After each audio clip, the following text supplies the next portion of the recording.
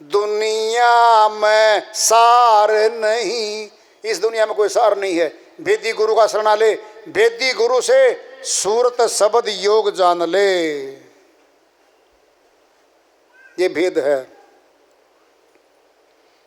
सगे भाई दो, दांत काटी रोटी, बंटवारा दुकान का मकान का, झगड़ा आना जाना बंद।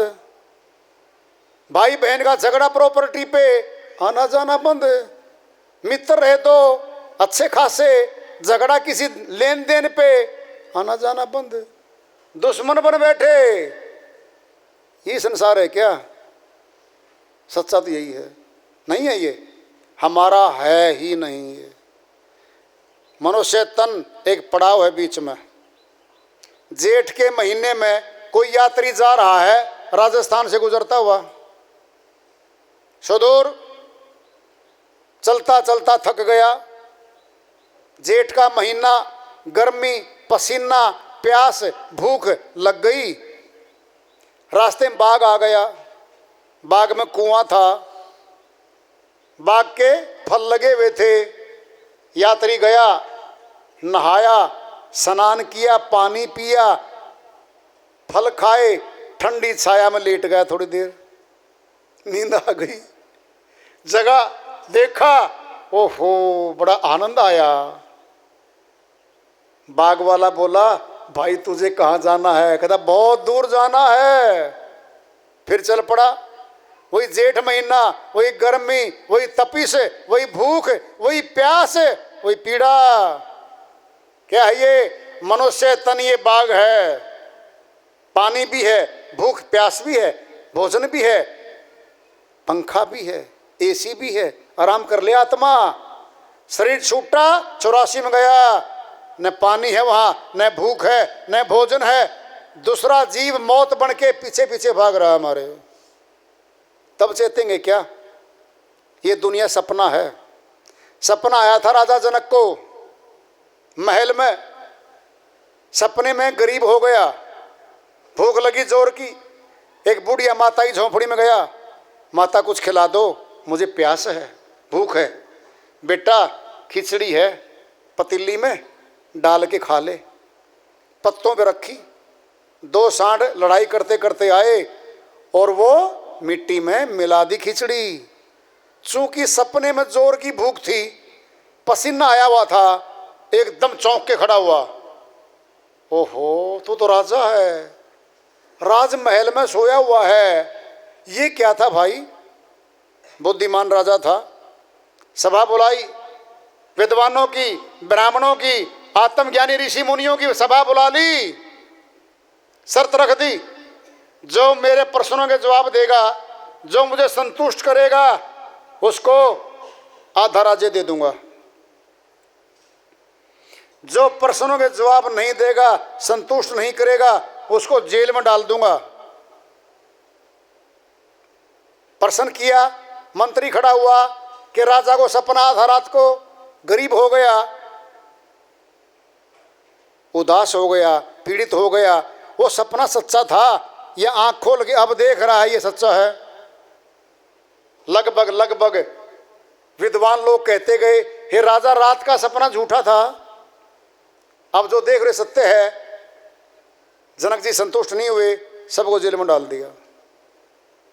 कुब्बड़ मुनि, अष्टावक्र मुनि जी का पिताजी भी जेल में जा लिया था। पता लगा ऐसे ऐसे शर्त है। गया वो, बजवाया घंटा, अंदर बुलाया सभा में। कुर्सी खाली थी, लिखा था जवाब देने वाला इस कुर्सी बैठेगा। 8 बल थे शरीर में, काला था, सुंदर नहीं था, कुरूप था संसारी से तो, लेकिन बहुत बड़ा ज्ञानी था वो। जाके बैठ गया सभा में ऊंची कुर्सी पे, काले शरीर को देख के, और लगभग उम्र भी बालावस्था थी। सारे विद्वान हंसने लग गए देख के उसको। जब हंसने लगे तो अष्टावक्र जी बोले, हे राजा जनक, ये सभा किन लोगों की बुलवाई हुई आपने? कहता जी विद्वानों की। कहता है इनकी जानकारी मेरी चमड़ी तक है। मेरी काली चमड़ी को देख के ये लोग हंस गए, ये तो सारे विद्वान नहीं में कोई भी। छाती की धड़कन बढ़ गई विद्वानों की जो हंस रहे थे। जनक बोला मंत्री को, हे मंत्री खड़ा हो, प्रश्न कर ऋषिवर के सामने।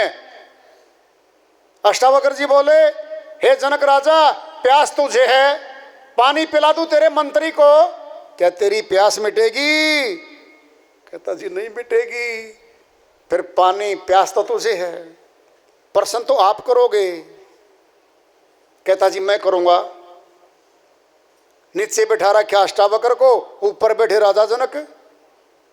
अष्टावक्र जी बोले, हे राजा जनक, जवाब देने वाला बड़ा होता है या प्रश्न करने वाला बड़ा होता, जरा बता। कहता जी जवाब देने वाला बड़ा होता है। फिर आप तो ऊपर बैठे, मैं नीचे बैठा। फिर भी चलो। कहता जवाब दो जी। अष्टावक्र जी बोले, हे राजा जनक, रात को देखा सपना झूठा था, जो आंख खोल के अब देख रहे हो ये भी झूठा है। जनक जी महाराज बोले, फिर सत्य कौन सा है? सत्य इनसे भिन्न है, वो दिखा दूंगा। फला जगह बैठता हूं, ऐसे करना, जेल वेल मत डालना मेरे को, नंगी तलवार लेके आना, मेरी गर्दन काट ले आना। अगर तुझे जवाब नहीं दूं, तुझे संतुष्ट नहीं करूं, तो गर्दन काट ले आना मेरी। अकेला आना, कोई साथ नहीं आएगा तेरे पास। फलां जगह बैठूंगा इस समय, वहां जाना। जनक राजा गया, तलवार निकाल के गया, घोड़े पर किला गया, जाके बैठ के प्रणाम किया। हे अष्टावक्र जी, अब जो जवाब दे दो, जो सत्य है वो दिखा दो। अष्टावक्र जी बोले, हे जनक जी, आप तो कुछ लेने आए हो। कहता हाँ जी लेने आया हूं। फिर लेना तो अकेला नहीं होता, कुछ देना पड़ेगा भाई। जनक जी बोले, मैं राज्य दे दूंगा आपको। कहता राज्य मुझे नहीं चाहिए, जान दे दूंगा अपनी। जब जान ही दे देगा फिर सत्य कौन जानेगा? तेरी जान भी नहीं चाहिए। कहता फिर क्या चाहिए? मन दे दे, त्रिलोकीनाथ, तीनों लोकों का अधिपति, तेरा मन दे दे, मन मेरे अर्पण कर दे। मन दे दिया।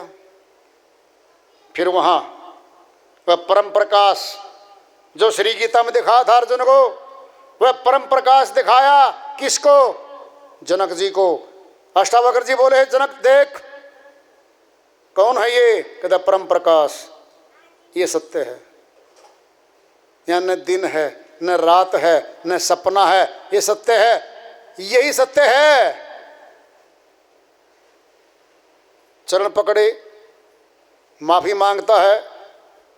फिर वहां से राज्य जनक जी का समझ के करने लगता है, और जनक विदेही नाम से मशहूर होता है वो, जनक विदेही। ये संसार सपना है, फिर लगता तो अपना है। अपना गैर होते देर नहीं लगती।